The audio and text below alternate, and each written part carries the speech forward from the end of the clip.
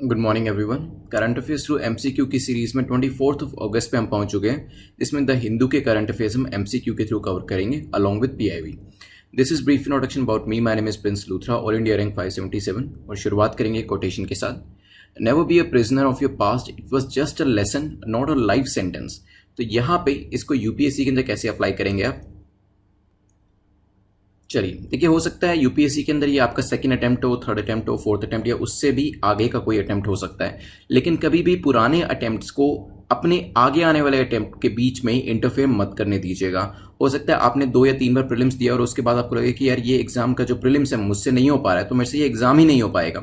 उस चीज़ को कभी भी अपने आड़े मत आने दीजिएगा, बिकॉज जो चीज़ें पुरानी बीत चुकी हैं उनको लेसन्स की तरह लीजिएगा कि देखिएगा कि अगर आपसे प्रीलिम्स भी क्रैक नहीं हो पाया 2 या 3 अटेम्प्ट्स में और मे बी इवन ज़्यादा अटेम्प्ट्स में, तो ऐसे क्या रीजंस रहे। Because every attempt is a new attempt, और अगर आप अपनी पास्ट की मिस्टेक्स को सीख कर अपना नेक्स्ट अटेम्प्ट देते हैं तो डेफिनेटली वहां पर आप उस चीज को क्रैक कर पाएंगे। लेकिन अगर इसी चीज को सोच के बैठे रहेंगे कि क्योंकि पास्ट में नहीं हुआ है तो आगे भी नहीं हो पाएगा, तो डेफिनेटली वो एग्जाम क्रैक नहीं हो पाएगा। लेकिन अगर उसे एक लाइफ लेसन लेके आप आगे बढ़ेंगे और अपनी मिस्टेक्स को दूर करेंगे तो प्रीलिम्स ही क्या, मेंस और इंटरव्यू भी एक ही बारी में निकल जाएगा आपका।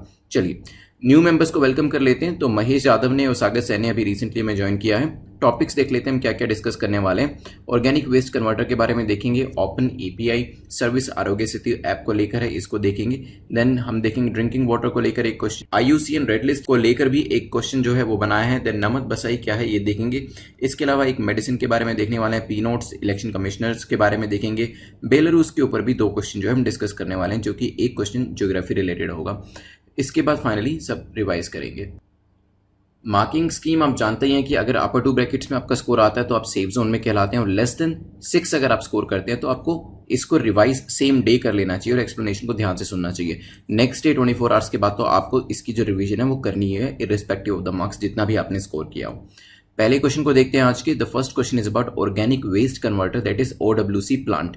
इसको लेकर 3 स्टेटमेंट्स और आपको बताना है कि कौन सी स्टेटमेंट करेक्ट है, कौन सा कथन सही है।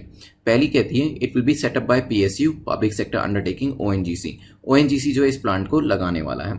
It will be set up in Vijaypur Madhya Pradesh. ये जो ऑर्गेनिक वेस्ट कन्वर्टर जो प्लांट है ये मध्य प्रदेश के विजयपुर में लगाया जाएगा, ये भी हो सकता है। The unit plans to utilise this compost as manure, this substituting consumptions of fertiliser manure use for development of parks and public places. तो ये जो यूनिट है जो ये प्लान करी जा रही है, जो बेसिकली वेरियस वेस्ट प्रोडक्ट जो हैं उसको कन्वर्ट करेगा, उसको यूज किया जाएगा पार्क्स और पब्लिक प्लेसेस को बनाने के लिए। सोचिए क्या आंसर होगा, फिर डिस्कस करते हैं। चलिए, तो ये ऑर्गेनिक वेस्ट कन्वर्टर की जो हमने बात करी है ये बनाने वाला है NFL, that is national fertiliser limited, जो कि एक पीएसयू है। So it will not be created by ONGC. ONGC से सेटअप नहीं करेगा। नेशनल फर्टिलाइजर लिमिटेड जो है, जो कि डिपार्टमेंट ऑफ फर्टिलाइजर के अंदर आता है, वो इस प्लांट को बनाने वाला है विजयपुर मध्य प्रदेश के अंदर। तो सेकंड स्टेटमेंट हमारी करेक्ट है। और यहाँ पर जो कन्वर्जन के बाद मटेरियल होगा उसको यूज किया जाएगा पार्क्स बनाने में और दूसरे पब्लिक प्लेसेस को बनाने में। तो थर्ड स्टेटमेंट भी हमारी ठीक हो जाती है, आंसर हो जाएगा डी। सेकंड और third statements both of them are correct. First जो स्टेटमेंट है वो इनकरेक्ट है। Organic waste converter OWC plant. अब होगा क्या, बायोडिग्रेडेबल वेस्ट को कलेक्ट किया जाएगा इन यूनिट्स और फिर उसको सेग्रीगेट किया जाएगा, जैसे कि हमारे जो घर का वेस्ट होता है उसको किया जाता है, और फिर देन उसको कन्वर्ट कर दिया जाएगा कंपोस्ट के अंदर और उसका यूज किया जाएगा पार्क्स वगैरह के अंदर। प्रोजेक्ट एम करता है कि 2000 किलो जो वेस्ट होता है उसको रेगुलर बेसिस पे यहाँ पर कन्वर्ट किया जाएगा। कन्वर्ट करने की जो फैसिलिटी है वो रहेगी। लेट्स सी कि आगे आने वाले टाइम में क्या हमें चीजें इसमें देखने को मिलती हैं। चलते हैं नेक्स्ट क्वेश्चन के ऊपर, which is concerning open API service of the Aarogya Setu app is used for. Aarogya Setu app कुछ महीने पहले लॉन्च करी गई थी, कोविड को लेकर इसे लॉन्च किया गया था। बहुत से लोगों ने इंस्टॉल किया था और इससे पता चल जाता था कि आप जिस भी व्यक्ति से इंटरैक्ट कर रहे हैं उसका आरोग्य सेतु ऐप के अंदर स्टेटस क्या है, कि क्या कोविड के लक्षण उसके अंदर हैं या नहीं है। तो इससे बेसिकली एक प्रिवेंटिव मेजर जो होता था वो हम ले पाते थे। अभी इसका एक ओपन एपीआई सर्विस जो है वो स्टार्ट करी गई है। ये किस चीज़ के लिए करी गई है? क्या स्ट्रीट वेंडर्स के लिए करी गई है, यूजुअली बिजनेसेस के लिए करी गई है, फार्मर्स के लिए, या फिर आर्मी के लिए? किस एरिया के लिए पर्टिकुलर एपीआई को स्टार्ट किया गया है? सोचिए क्या आंसर है, फिर डिस्कस करते हैं।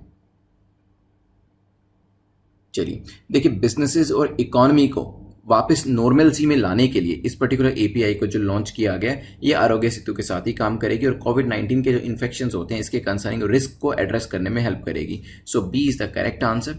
इस एपीआई को बिजनेसेस को नॉर्मलिटी में लाने के लिए लाया गया है। इसमें होगा क्या, बेसिकली जो नई ओपन एपीआई सर्विस है ये वेरियस ऑर्गेनाइजेशन को अनेबल करेगी ताकि जो भी उनके यहाँ एम्प्लॉयज हैं उनका स्टेटस जो है वो चेक किया जा सके, उसको मेंटेन किया जा सके और इवन जो वर्क फ्रॉम होम कर रहे हैं उनके साथ भी वेरियस फीचर्स को इंटीग्रेट किया जा सकेगा। चलिए, तो बेसिकली जो आपका बिजनेस है उसको चलाने में आपको हेल्प मिलने वाली है कि कहीं पे किसी भी एम्प्लॉय जो है वो कोविड-19 के उसके अंदर लक्षण दिखाई तो नहीं दे रहे, तो ये चीज वहां पे हेल्प करेगी आपकी। चलिए नेक्स्ट क्वेश्चन पे चलते हैं, विच is question number 3। Which of the following outlines various substances in the drinking water. Drinking water में आपको पता है वेरियस सब्सटेंसेस होते हैं, पीएच लेवल के बारे में बात करते हैं, मैग्नीशियम, नाइट्रेट, क्लोराइड, कैल्शियम, इसके अलावा टर्बिडिटी के बारे में भी बात करते हैं। तो इसके कुछ लेवल्स होते हैं जो कि डिफाइन किए गए हैं। वो पूछा गया कि किस स्टैंडर्ड के अकॉर्डिंग डिफाइन किए गए हैं। IS 10500 के अंदर है, IS 9001, 14001 या 14253 के अंदर ही होती हैं। सोचिए क्या आंसर होगा, फिर डिस्कस करते हैं। चलिए, बहुत बार हम TDS की बात करते हैं, that is total dissolved solids, और colour of the water, order of the water, smell कैसी है उसकी, कलर कैसा है, ये सब चीज़ें, आर्सेनिक कंटेंट कितना है, पीएच वैल्यू कितनी है, ये काफ़ी इंपॉर्टेंट चीज़ें रहती हैं और ये दी गई है IS 10500 के अंदर। A is the correct answer. इसके ऊपर क्वेश्चन पूछा जा सकता है, पहले भी जो आपके स्टैंडर्ड्स होते हैं इसके ऊपर क्वेश्चन यूपीएससी कई बार पूछ चुका है। तो यहाँ पे कुछ इस तरीके की जो चीज़ें हैं वो मेजर करी जाती हैं। चलते हैं नेक्स्ट क्वेश्चन के ऊपर। इसमें स्टैंडर्ड वैल्यूज दे रखी है और परमिसिबल वैल्यूज भी दे रखी है। चलिए,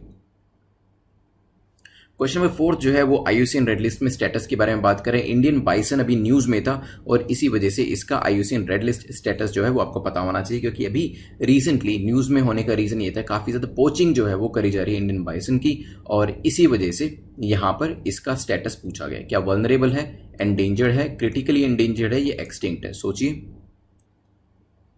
चलिए, तो स्टेटस जो है IUCN के हिसाब से इंडियन बाइसन का क्या है, वल्नरेबल।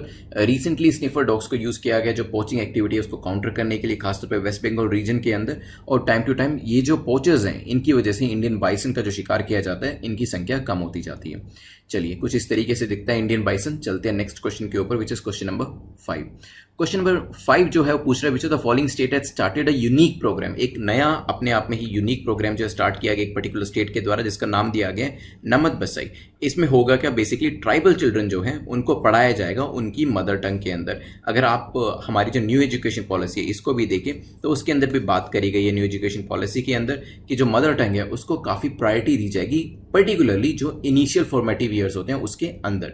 तो यहाँ पे नमद बसाई जो है कौन लेके आया, उड़ीसा, बिहार, केरला या फिर मध्य प्रदेश? सोचिए क्या आंसर होगा, फिर डिस्कस करते हैं। चलिए, तो ये जो पर्टिकुलर एक प्रोग्राम, यूनिक प्रोग्राम जो है ट्राइबल चिल्ड्रन को उनकी मदर टंग में पढ़ाने का, ये स्टार्ट किया गया है केरला के द्वारा। काफ़ी अच्छा इनिशिएटिव हो सकता है, आगे आने वाले टाइम में बाकी के स्टेट्स भी इसको यूज़ करना शुरू करें और इसको इंप्लीमेंट करने की कोशिश करें। तो नमद बसाई जो है ट्राइबल चिल्ड्रन को उनकी ही मदर टंग में पढ़ाने के लिए एक स्टेप लिया गया। प्रोग्राम जो है ये इंप्लीमेंट किया जा रहा है समग्र शिक्षा केरला SSK के द्वारा, ध्यान रखिएगा। It has succeeded in retaining hundreds of tribal children, क्योंकि जब ट्राइबल चिल्ड्रन को आप उन्हीं की भाषा में पढ़ाएंगे तो उनको चीज़ें समझ में आएंगी। अदरवाइज क्या होगा कि अगर आप किसी और लैंग्वेज को, खासतौर पर जब अंग्रेजी भाषा को यूज़ करते हैं और बच्चों को समझ में नहीं आएंगी तो उनका इंटरेस्ट जो है वो कम होने लगेगा और वहीं पर ड्रॉप आउट इंक्रीज होना शुरू हो जाता है। लेकिन अगर मदर टंग में पढ़ाया जाएगा तो डेफिनेटली उनको समझ में भी आएगा और उनका इंटरेस्ट भी बना रहेगा। चलिए नेक्स्ट क्वेश्चन पे चलते हैं। Next question is question number 6। Question number 6 जो है वो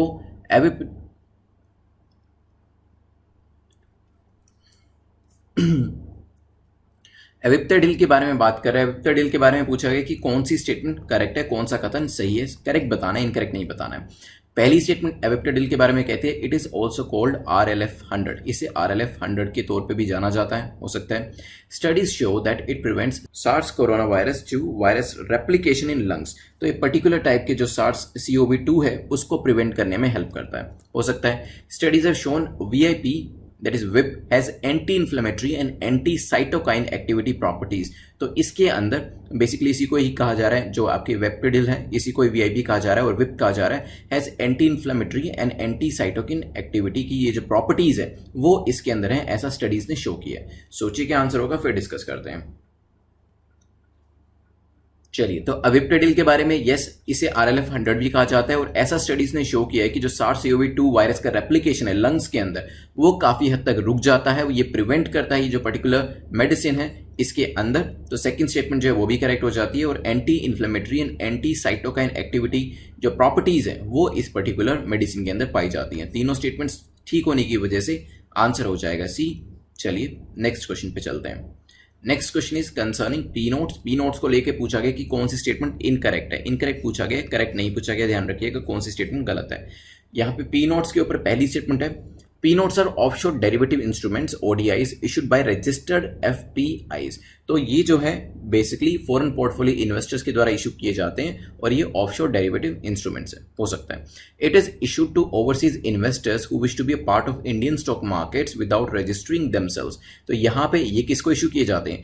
ये इशू किए जाते हैं ओवरसीज इन्वेस्टर्स को जो अपने आप को इंडियन मार्केट्स में रजिस्टर नहीं करना चाहते लेकिन यहाँ की स्टॉक मार्केट का पार्ट बने रहना चाहते हैं। Then they have Indian stocks as the underlying assets. तो पी नोट्स की अंडरलाइंग एसेट्स जो होती है वो क्या होती है? वो होती है स्टॉक्स। सोचिए क्या आंसर होगा, फिर डिस्कस करते हैं।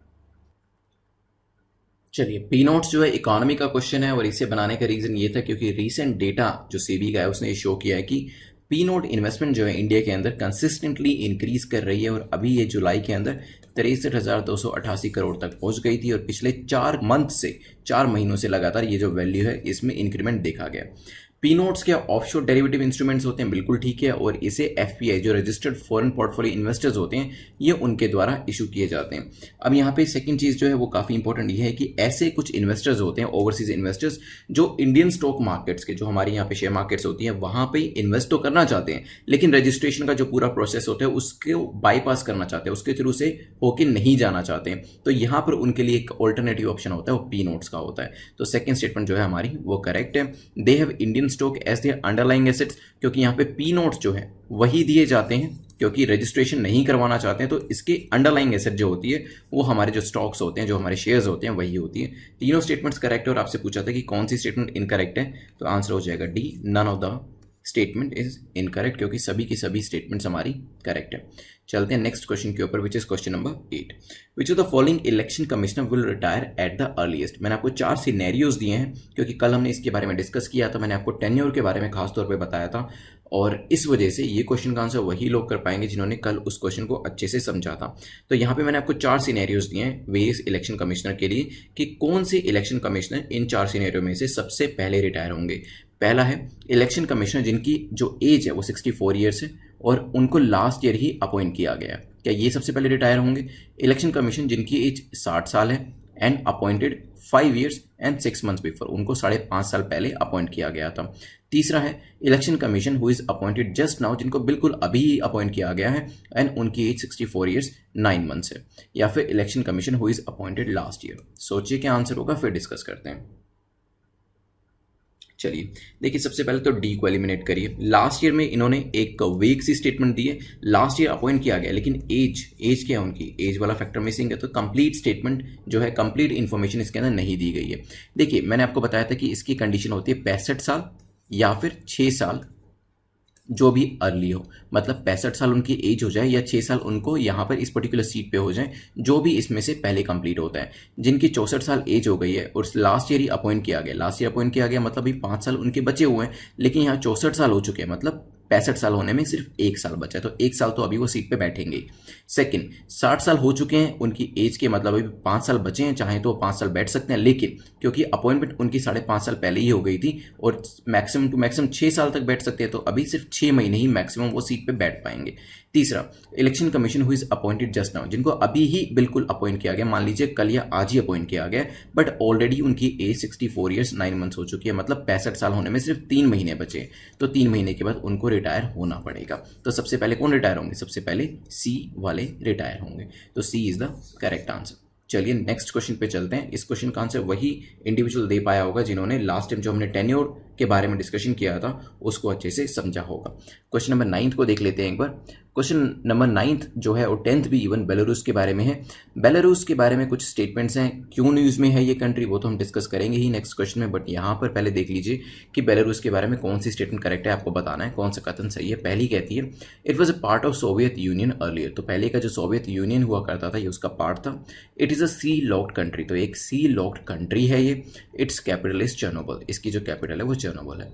सोचिए क्या आंसर होगा, फिर डिस्कस करते हैं। चलिए, तो जब सोवियत यूनियन हुआ करता था, जो बेलारूस है उसका पार्ट था, तो पहली स्टेटमेंट ठीक है। जब डिसइंटीग्रेशन हुआ, सोवियत यूनियन रशिया बना, तो काफ़ी सारी छोटी छोटी कंट्रीज थी, उसमें से निकली और उसमें से बेलारूस भी एक कंट्री थी।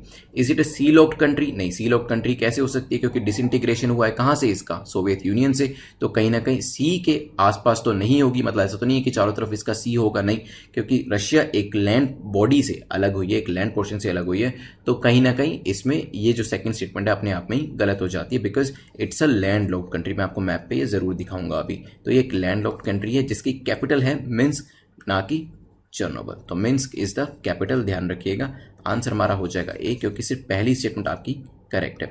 चलिए, बेलारूस से लेकर एक और क्वेश्चन डिस्कस कर लेते हैं, इसके बॉर्डर को लेके, फिर मैं आपको मैप पे दिखाऊंगा। ये अभी हुआ क्या था, बेसिकली अथॉरिटियन रूलर जो है बेलारूस के हैं, जिनका नाम है अलेक्जेंडर लुकाशेंको, उनको काफ़ी प्रोटेस्ट जो है वो फेस करना पड़ रहा है। अगस्त 9 से ही काफ़ी प्रोटेस्ट जो है वहाँ के जो ये आपके जो रूलर है उनको ये फेस करना पड़ रहा है, और इसी वजह से काफ़ी लोगों ने उनको ये भी कहा कि जो प्रेसिडेंशियल इलेक्शन हुए हैं जिसमें लैंडस्लाइड विक्ट्री जो है वो देखी गई है, उस पर भी काफ़ी सारे लोगों ने क्वेश्चंस जो हैं वो उठाए हैं, और इसी वजह से ये जो कंट्री है काफ़ी न्यूज़ में है। कंट्रोवर्सी हमारे लिए इंपॉर्टेंट नहीं है, बट लोकेशन जो है, जोग्राफिकल लोकेशन, वो काफ़ी इंपॉर्टेंट हो जाती है। तो बेलारूस को कौन कौन सी कंट्रीज़ के बॉर्डर टच करते हैं? 4 ऑप्शन दिए हैं, रशिया, लातविया, पोलैंड, यूक्रेन। सोचिए क्या आंसर होगा। एक हिंट मैं आपको दे देता हूँ, क्योंकि रशिया से अलग हुई है तो रशिया तो होगा ही होगा।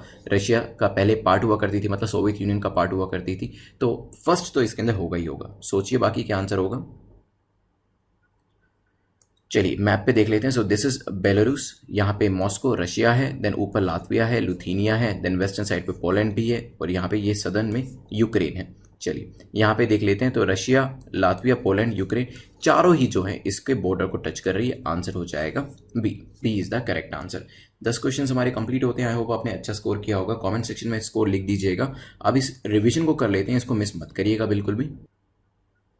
चलिए, तो सबसे पहले हमने ऑर्गेनिक वेस्ट कन्वर्टर प्लांट के बारे में पढ़ा था। कौन लेके आ रहा है इसको? नेशनल फर्टिलाइजर लिमिटेड पीएसयू लेके आ रही है, विजयपुर मध्य प्रदेश के अंदर। और यहाँ पे कंपोस्ट जो होगा उसका इस्तेमाल किया जाएगा पार्क्स और पब्लिक प्लेसेस को बनाने में। 2000 kg वेस्ट जो है उसको कन्वर्ट करने का यहाँ पे टारगेट रखा गया है, तो होपफुली इसे किया जाएगा आगे आने वाले टाइम में। ओपन एपीआई सर्विस की बात करी थी, आरोग्य सेतु के साथ इंटीग्रेट होगा ये। बिजनेसेस के अंदर यूज किया जाएगा, वो अपने एम्प्लॉइज को यूज करेंगे। इस पर्टिकुलर एपीआई का यूज जो है उन एम्प्लॉइज के ऊपर किया जाएगा, देखने के लिए कि उनका हेल्थ स्टेटस कैसा है। तो काफ़ी अच्छे से हम अपने जो बिजनेसेस हैं जो कि अभी कोविड की वजह से डिरेल हो गए थे, उनको नॉर्मलसी में ला सकेंगे इस पर्टिकुलर एपीआई के थ्रू। फिर हमने ड्रिंकिंग वाटर के बारे में देखा था। वेरियस सब्सटेंसेस जो होते हैं इसके अंदर, IS 10500 बताता है कितना आर्सेनिक होगा, कितना पीएच वैल्यू होगा, ऑर्डर कलर के बारे में भी सारी इन्फॉर्मेशन दी जाती है पानी को लेकर। फिर IUCN रेड लिस्ट हमने देखा था, स्टेटस इंडियन बाइसन का, क्योंकि काफ़ी ज़्यादा पोचिंग के जो केसेस थे न्यूज़ में आ रहे थे इसका जो स्टेटस है IUCN रेड लिस्ट के हिसाब से वो वल्नरेबल है, कुछ इस तरीके से इंडियन बाइसन जो है वो दिखता है। फिर हमने एक नए प्रोग्राम, यूनिक प्रोग्राम के बारे में देखा था, जो कि नमक बसई है, केरला स्टेट इसको लेके आया है।